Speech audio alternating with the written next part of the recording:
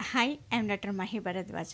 కామన్‌గా మనము ఒక లాంగ్ జర్నీ చేసేటప్పుడు, లేకుంటే ఒక ప్రయాణం చేసేటప్పుడు గూగుల్ పైన, జీపీఎస్ పైన ఆధారపడడం అనేది క్వైట్ న్యాచురల్. అది ఎసెన్షియల్ అయిపోయింది.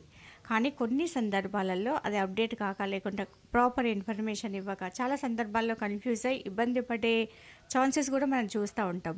అదొక దారి చూపిస్తుంటే లెఫ్ట్ రైట్ ఇలా కొన్ని దగ్గరలో మనకు ఆ రూట్ కూడా చాలా లేట్‌గా చేరుకోవడం అనేది కూడా చూస్తుంటాం. కానీ కొన్ని సందర్భాల్లో ఏకంగా ప్రాణ నష్టమే జరిగే అవకాశాలు కూడా ఉన్నాయి. ఇదేంటి అంటే ఢిల్లీ నుంచి ఉత్తరప్రదేశ్‌కి ఒక కార్ ఎళ్తుంది. ఆ కార్ వాళ్ళు గూగుల్‌ని ఫాలో అవుతా వస్తున్నారు. ఫాలో అయ్యే క్రమంలో ఏం జరిగింది అంటే ఒక దగ్గర బ్రిడ్జ్ కూలిపోయిందనమాట. కొట్టుకుపోయింది.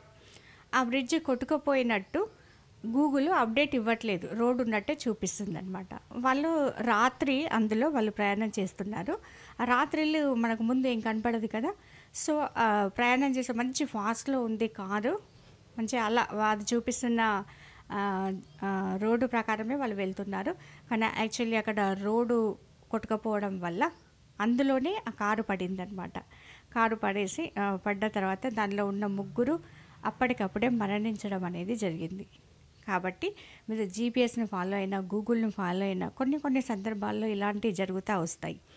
కనీసం వాళ్ళు అక్కడ ఆ రోడ్డు ఎక్కడైతే ఎండ్ అయిందో అక్కడ ఏదైనా వాళ్ళు రోడ్డుకు సంబంధించిన మనకి ఇండికేషన్‌కి సంబంధించిన మార్క్ పెట్టినా కూడా పాపం వాళ్ళ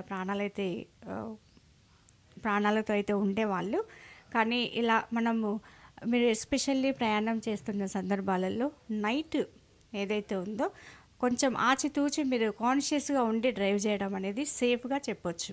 గూగుల్ మీదనే డిపెండ్ అయ్యి, గూగుల్ మీదనే రాకెట్ స్పీడ్‌తో వెళ్ళడం వల్ల ఇలాంటి అనర్థాలు జరుగుతున్నాయి.